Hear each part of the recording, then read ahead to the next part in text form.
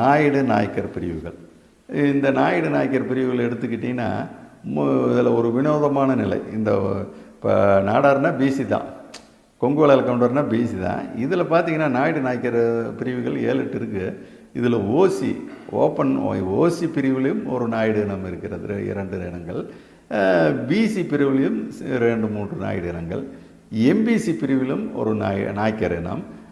பிறகு இன்னொரு நாயக்கர் அது இதுன்னு பட்டியல் இனத்துலேயும் கூட அந்த நாயக்கர் பிரிவு போய் ஜாயிண்ட் ஆகுது. இருந்தாலும் அது பட்டியல் இன கணக்குக்கு போயிடும்னு வைங்களேன். ஆக இந்த நாயுடு நாயக்கரனுங்கிறது ஓசி, பிசி, எம்பிசி என்ற 3 வகை பிரிவிலும் இந்த நாயுடு நாயக்கர் இனங்கள் உள்ளன. இவர்களது மக்கள் தொகை என்பது, இவர்கள் எங்கே வாழ்கிறார்கள் என்றால், ஏறக்குறைய எனக்கு தெரிஞ்சு 234 சட்டமன்றத்திலையும் இப்போ இந்த நான் சொல்கிற நாயுடு நாயக்கர் இல்லாத மக்கள் கிடையாது. குறைஞ்சபட்சம் 10,000 15,000ங்கிற அளவில் ஒரு 40 சட்டமன்றம் இருக்காங்க.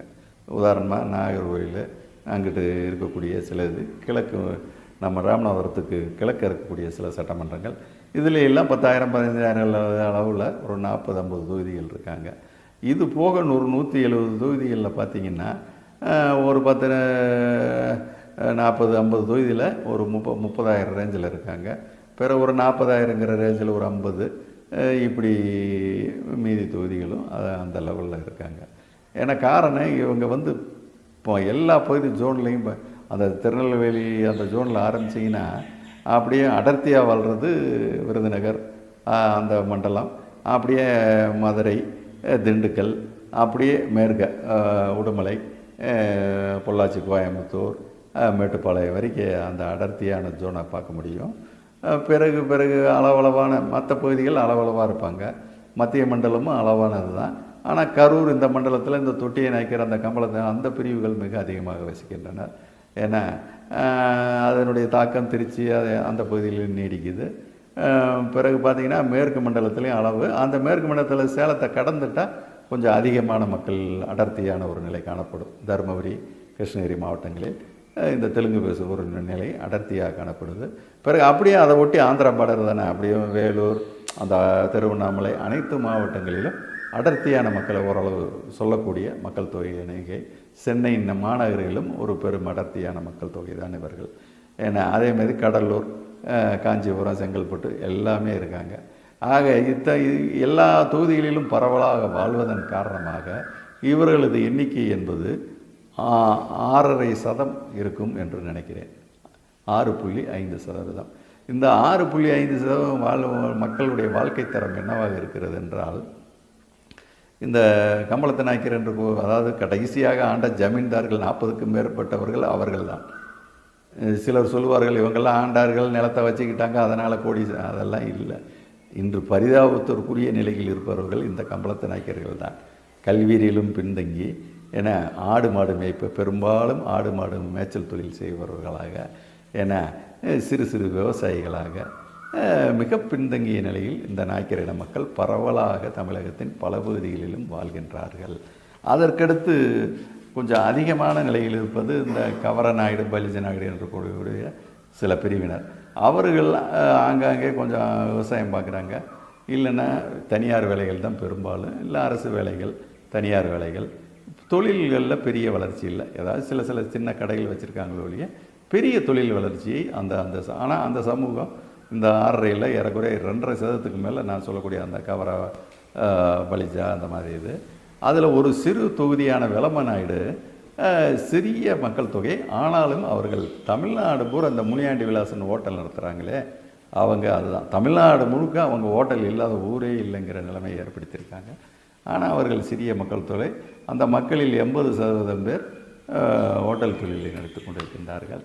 பிறகு அதில் வர்ற இன்னொரு கேட்டகரி தான் கம்மவார நாயுடு. அவர்கள் இருப்பது ஏறக்குறைய 1.5% கூடுனா, என் கணக்கில் 1.5 தான் வருது. ஒருவேளை அந்த வட மண்டலத்தில் கொஞ்சம் அடர்த்தியாக இருந்தால் 2 வரைக்கும் போகலாம். ஏன்னா சென்னை அதெல்லாம் வந்து துல்லியமாக எடுக்க முடியல. 1.5 to 2 வச்சுக்கோங்களேன். அந்த கம்ம நாயுடு சமுதாயம், அந்த சமுதாயத்தின் வளர்ச்சி என்பது தமிழகத்தில் எந்த சமூகத்துடனும் ஒப்பீடே செய்ய முடியாத அளவு அனைத்து துறைகளில், விவசாயத்திலேருந்து இண்டஸ்ட்ரியிலேருந்து டெக்ஸ்டைலு, சுகர் மில்லு, இப்போ இவங்களோடு ஓரளவு ஒப்பீடு செய்யணும்னா கொங்கு வேளாள கவுண்டரை மட்டும்தான் ஒப்பீடு செய்ய முடியுது. ஏன்னா ஆனால் கொங்கு வேளாளர் செய்யும் அனைத்து தொழிலும் இவர்கள் செய்வதும் இல்லாமல் அவர்கள் கால் பதிக்காத பல துறைகளிலும் இவர்கள் அதிகமாக ஐடி துறை முதற்கொண்டு மிகவும் அதிகமாக கோலேச்சி நிற்கக்கூடிய ஒரு சமுதாயம். சிறிய சமுதாயம் இருந்தாலும் சாதனைகளில் சிறிய சமுதாயம். தமிழ்நாட்டின் மிக வளமையான சமுதாயங்களில் சராசரி ஒரு சமுதாயம்னா சராசரி இது எடுக்கணும். இப்போ அதையும் நான் எடுத்து பார்த்துருந்தேன். இப்போ நாடார் இவ்வளோ வளமையாக வளர்ந்தால் கூட இன்னும் அதில் பொட்டலம் கடையில் பொட்டலம் கட்டிக்கிட்டு அந்த வேலைகளை பார்த்துக்கிட்டு இன்னும் கூலி வேலைகள் அது இதுன்னு அந்த கூலித்தொழில் அன்று மிக குறைவான செலமளம் என்ற அளவில் கணிசமான நாடார்கள் இன்றும் உள்ளனர். வளமையான நாடார்கள் உருவக்கனாலும் இது மாதிரி இருவங்க இருக்காங்க. கவுண்டர்கள்லேயும் இன்னும் 20-25% பேர் விவசாய கூலிகளாக அல்லது ஏதாவது ஒரு தனியார் கம்பெனியில் சுமாரான சம்பளம் என்ற அளவில் தான் உள்ளனர். 75% வளமையாக இருக்காங்க. ஆனால் இந்த கம்பவர் நாயுடு பிரிவில் மட்டும் ஒரு டிஃப்ரெண்ட் என்னென்னா, இந்த விவசாய கூலி என்பதோ இந்த நலிந்த பிரிவுங்கிறது வெறும் 5% தான் இவங்க இருக்காங்க.